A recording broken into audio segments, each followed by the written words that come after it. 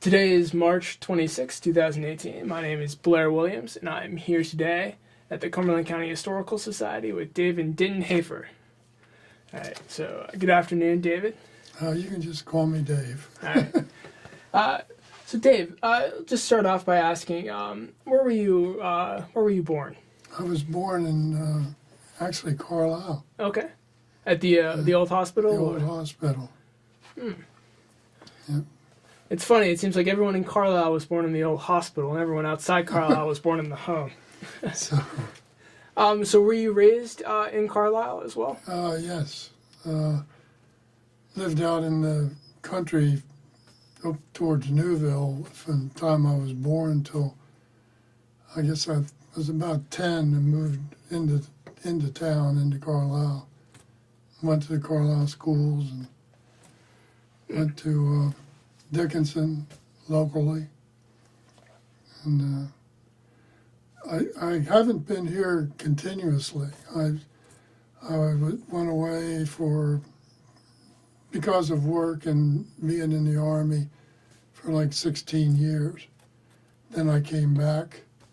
When I came back to the new church. I was in the old church downtown originally. So a little bit of a shock then.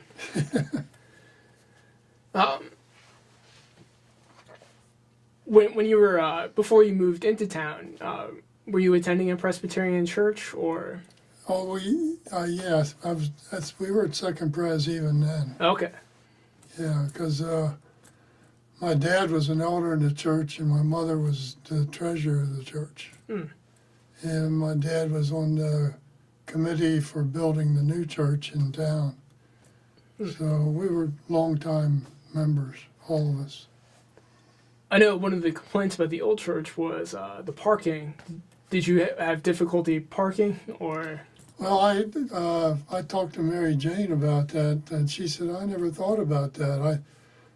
She said, why do you think they moved? And I said, well, I know parking was getting to be an issue, but that was before I even drove, so it didn't affect me much. But in the church, they really had outgrown the old church because the old one only had a very limited number of conference rooms and that sort of thing, and Sunday school rooms. They outgrew it, basically. Did you attend Sunday school at Second Pres, or? Yes. Do you remember any of your teachers, or? No, I don't. It's funny you ask. I never even thought about it. I really can't say as I do. I remember the pastor very well, Reverend Davis. I know he taught some of our classes and stuff. He was kind of a different breed of cat. Was he? Yeah, he spoke out about things, and he didn't hesitate if somebody in the congregation was kind of messing up. He pointed it out to them very quickly. He was a good man. I liked him. But in fact, I liked all the pastors that I had. I mean, McCracken and then Gilchrist, even today, Jeff Cabellius. Yeah. That seems to be something that a lot of people comment on, is how fortunate Second Pres has been with sort of its history of pastors. So I believe did you attend the main service as well after Sunday school? Yes.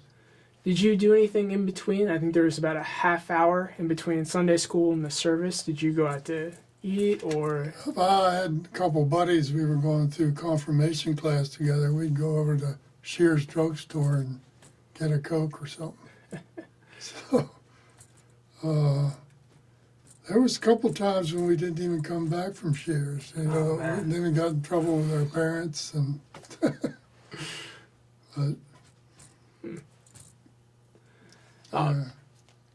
So you mentioned that Pastor Davis, he was outspoken. Do you remember anything else about him that stands out to you, or?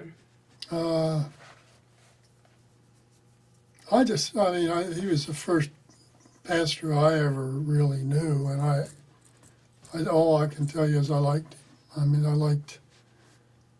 It didn't bother me going to church, going to the main services, because he preached to everybody, and I just thought he was a good man. I was kind of sad when he left and went down to New Jersey, but he moved to a much bigger church, so nobody blamed him. So. Yeah. And then after Pastor Davis, was Pastor McCracken. Right. What are your memories of Reverend McCracken? Oh, I liked him. I never really got to know him personally like I did Reverend Davis, but like I said, he was there when my mother died.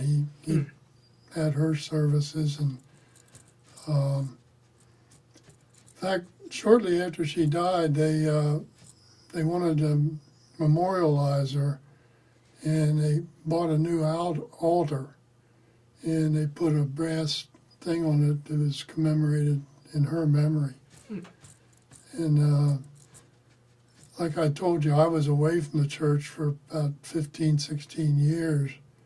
But when I came back, we had already moved to the new church.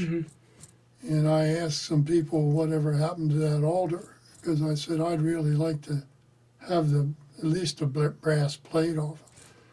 And the only answers nobody seemed to know. And then somebody said, "Oh, they sold that years ago." So they never bothered to take the brass thing off, which I wasn't happy about that. Yeah. So, but it's one of those things. Well, you mentioned that your father, though, was on the committee that helped move the church to Garland Avenue, or Garland Street. How active was your family sort of in the church? Well, back in those days, we were very active. You know, of course, I went to Sunday school and church, and there was covered dish suppers and all that kind of stuff. So because of my dad was an elder and she was a treasurer, they were very active. So not me so much, other than going Sundays. And did the church sort of form the basis of your family's social life, or was it just a part of it? A part of it, yeah. Especially for my parents. Not so much for me. I had a lot of friends that were in church, and we were still friends for that matter. A lot of them don't live here anymore, but you knew everybody. I mean, what can I say? But I'm wondering, for you then, was it more the schools that made up your social life? Well, for your parents, it was the church, or? Well, I got very active in sports. Okay. I played all three sports in high school: football, basketball, and baseball. And, got a lot of friends and buddies from those teams, and everything became more school integrated to me. So I don't know how else to answer that. No. One thing I'm always terrible at asking this early on, but what were your parents' names? My dad was William, Bill, and my mother was Louise. Okay. And just for some context, what did your parents do for a living? My dad worked for Prudential Insurance, and then he worked for, till he was said and done, he worked for 4 different insurance companies, basically doing the same thing.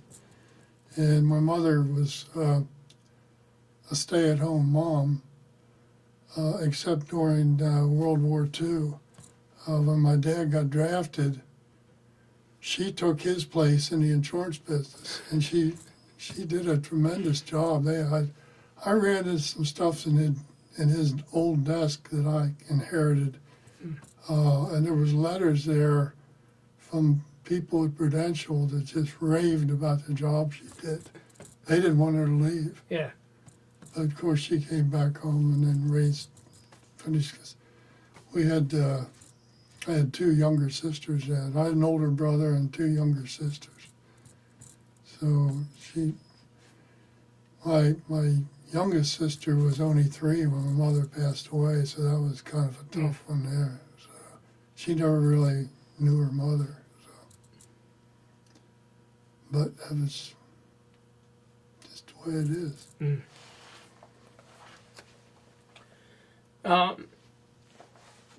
What would your first sort of significant memory of Second Pres be?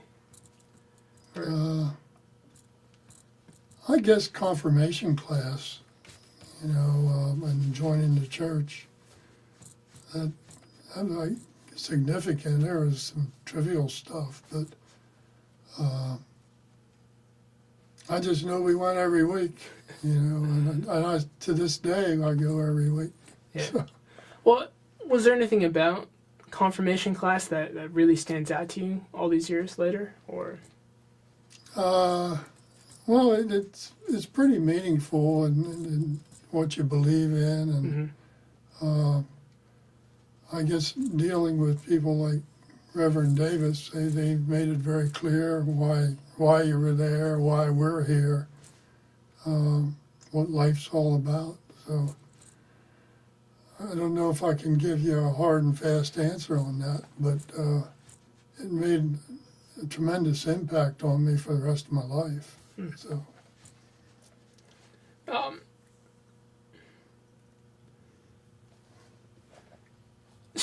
when you came back to Carlisle, you mentioned that you were at a new location. You also had a new pastor, I'm guessing, with Reverend Ferguson. Ferguson, yeah.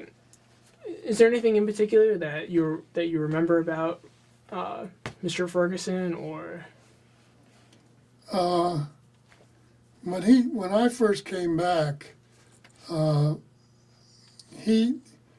Reverend Ferguson was a really good man, but he preached differently than the other ones, and he really grew on me over the years. But when I first came back, I kind of remembered Reverend Davis and Reverend McCacken, and he was different than they were. I'm not saying bad, but just different. And it took me a little while to get used to his manner of speech and that sort of thing, but not in a bad way. I mean, I don't want to imply that, but I really, really liked him then for the rest of his life. I just thought he was great. Were you attending Presbyterian churches sort of in that 15-year gap, or was that? Only if I would come back to Carlisle. Okay. I didn't really. I lived down in Lancaster County for a while. I lived in New Jersey for a while. I was in the Army for a while, and I really didn't go to any churches. They didn't feel right, or? It just didn't. Yeah. I know I've had a similar. I guess that doesn't say much about me being a good Christian, but no. But I guess I was at that age where I was still just looking around, and I don't know. But as soon as I came back, it was almost automatic that I was going to go back to church. I have a hard time explaining that, but that's the way it was. No, it makes sense to me. Grew up with a particular type of service and a particular type of music, and that's what you grow to become accustomed to. And when something's different, it's hard to adjust. So, yeah, I know what you're talking about. Do you remember your father mentioning sort of what the transition between Hanover Street and Garland was like, or? Well, I know he went to an awful lot of meetings. I mean, that was a big job. But no, I don't remember much else other than that. He was gone a lot, and there was a lot of people involved in that. I mean, it wasn't just him, but there was a lot of people in that committee and a lot of people that did a whole lot of other things. And I wasn't here when the actual move took place, so I can't even speak to that. Well, I didn't know if your father sort of mentioned what that experience was like, 'cause I know it was a little controversial. There was some people that absolutely didn't want to leave. I knew that. But I think when they all sat down and thought about it, and then after the change was made, I think that went away. But I really liked the old church. It was a beautiful place. And it's just a really neat sanctuary and everything. It was just, I really liked it. Is that what you remember most, is the sanctuary? Or there weren't many other, there was little Sunday school rooms and stuff. I can't remember much about that. I remember we used to meet, the confirmation class used to meet, I guess it was part of Reverend Davis's office, as I recall, but I wouldn't want to stake my life on it. That was a long time ago. And then what was it? I'm guessing you visited the new church before you actually came back. Is that, or was your first time seeing it after you had moved back to Carlisle? Yeah, but after I actually moved. So what was that experience like? Because not only do you have a different pastor, but you have this whole new church that you're coming back to. I didn't like the building. Really? I do remember that. I said, boy, this thing's too modern, and the other one was real pretty, and it took a while to grow on me. I really like it now, but when we first moved here, I didn't think well of it. But as I grew up a little bit, I started to realize the necessity of it. So. Yeah. When you moved back, did you have a family, or? I had a wife and a daughter. Okay. One daughter. So, but my wife's Catholic, and my daughter and son are Catholic. Okay. That's the way it is. I had quite a discussion with Reverend Fontanella from the Catholic Church about that. He before we got married, I had to sign some papers that the child would be raised in the Catholic Church. Okay. And I didn't want to do that. I said I would rather my children, when they get to be a little older, they'll be exposed to both churches and let them make their own decision. He said, doesn't work that way. And then one thing led to another, and my wife ended up crying, and I finally gave in. But it wasn't long after that, and I really liked Reverend Fontanella too. I did. He was a good man. In fact, I went to his funeral.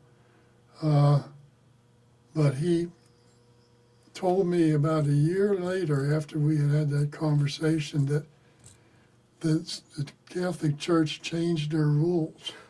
They didn't make the spouse sign those papers, but they made their members sign the papers, which the net effect is the same. Yeah. So my wife had to sign the paper that the kids will grow up in the Catholic Church. And it didn't matter what I thought. That's why I even told him, I said, well, it's the same thing. He said, well, it takes the onus off you. Yeah. I said, well, we were laughing about it.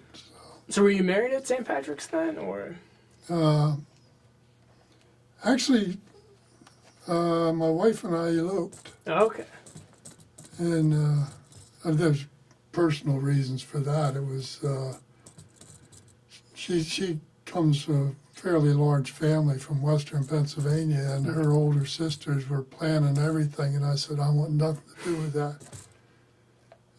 They were going to have this huge, big wedding out Western Pennsylvania, and of course it was just too much for my side of the family and everything. And I said, I want to get married. Let's just re-elope. That's what my wife wanted to do, but made everybody mad. That's what she was afraid of. Her.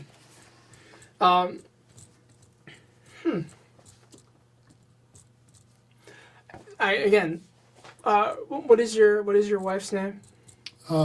Elizabeth, Liz. Okay. Call her Liz. So,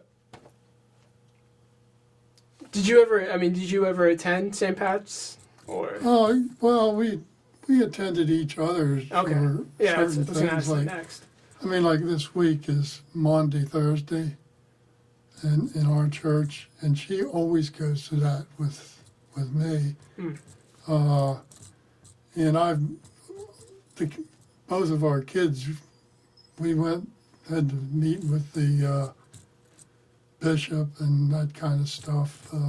And I always did all that. And she did things that were in our church. And so it's never been an issue. Yeah. I mean, we both appreciate what each other has, and works out fine. Do you get to attend both sort of social events between the churches? Well, that's one thing that probably cut down on the social events because Okay. I don't really go to hers and she doesn't go to mine. And a lot of times we don't go to either because of that. It's not an issue and it's not a problem, but it's just the way it was. Sure. I don't know how else to put it. No. I mean, one of the reasons that we kind of got onto this line of questioning is you mentioned that when you came around to the new church because you saw the necessity for it. And I was wondering if that was because you had a family, so, I know the new church had a lot of family events and more space for kids, and I think in the 70s and 80s they had a very big youth program, so I was kind of wondering. Yeah, it really didn't have much effect on us at all. So. But did you notice the youths in the church a lot more, or? Nowadays, absolutely. They've made in fact, they even have a service for the kids now. They they've never had that before. No, I think it's a good thing. Yeah.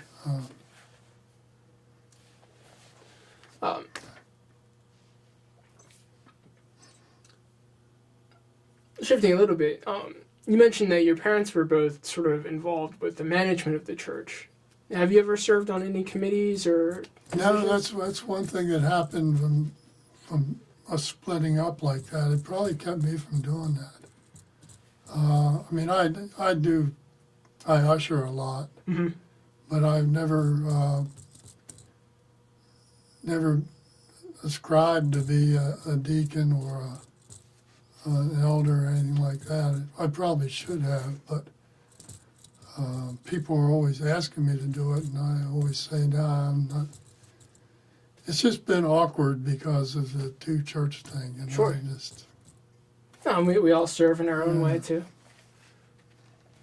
Well, are there any particular sort of events or maybe church issues that have come up sort of during your time?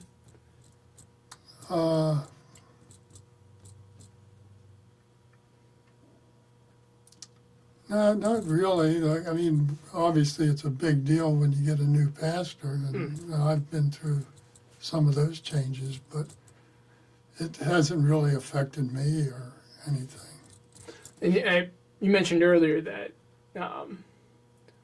for the most part, the changes in pastors have gone pretty well in terms of.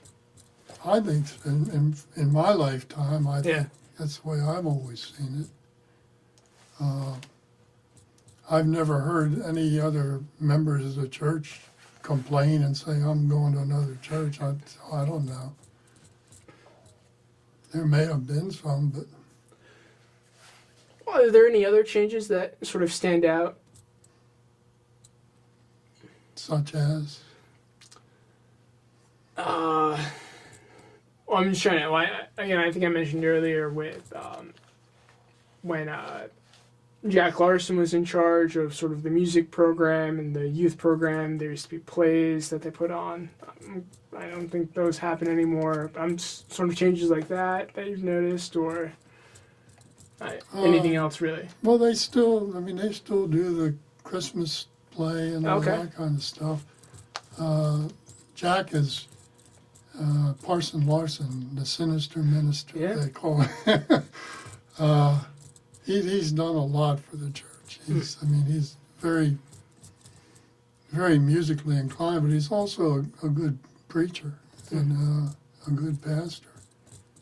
And I think everybody likes Jack. Yeah. So he got a real sense of humor too. He's a punster.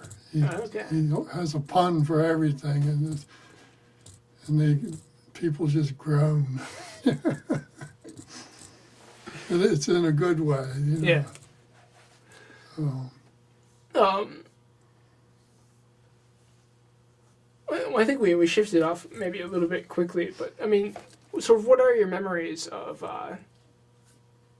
Jack and Mike there? Sort of them working together as a team. I really don't know. Jack was, back at that time, in my personal opinion, he was more involved with the musical side of everything. You know, he was choir director, and he had the kids playing stuff. And but then as we, changed ministers and stuff like that, he would fill in very capably. So, but still, he's very involved in the music. He's retired. Yeah. But he's at church all the time, and everybody's glad he is. So. And then after Reverend Ferguson retired, Reverend Gilchrist took over for a little bit. Right. What are your memories of him during his time at Second Pres? I really liked Jim. I thought he was a tremendous speaker, and very, very bright and very sharp. He was the first, to my recollection, he got his doctorate while he was, and then we have Reverend Dr. Jeff Cabellius now. He got his doctorate. So those guys are really good speakers, and they're very intelligent. It's. I guess if I would compare what things were like back when I first joined, it seemed like they. I don't know how to put it. It's almost like they address more issues now than they did before. But that's me. I don't know. Yeah, well, I mean, that's a hard question. and too, I mean, I have no personal experience, but I think you did mention that Pastor Davis. I mean, he addressed issues in a different way, because you said he would call people out. But I'm guessing Pastor Gabelius doesn't do that. It's probably more broadly focused. Yeah, and I think it's been that way ever since Reverend Davis left. I mean, they've all been. Yeah. I don't know. It's a hard question. No, that's all right. Well, are there? I mean, do you remember any specific community issues that you remember the church being involved in?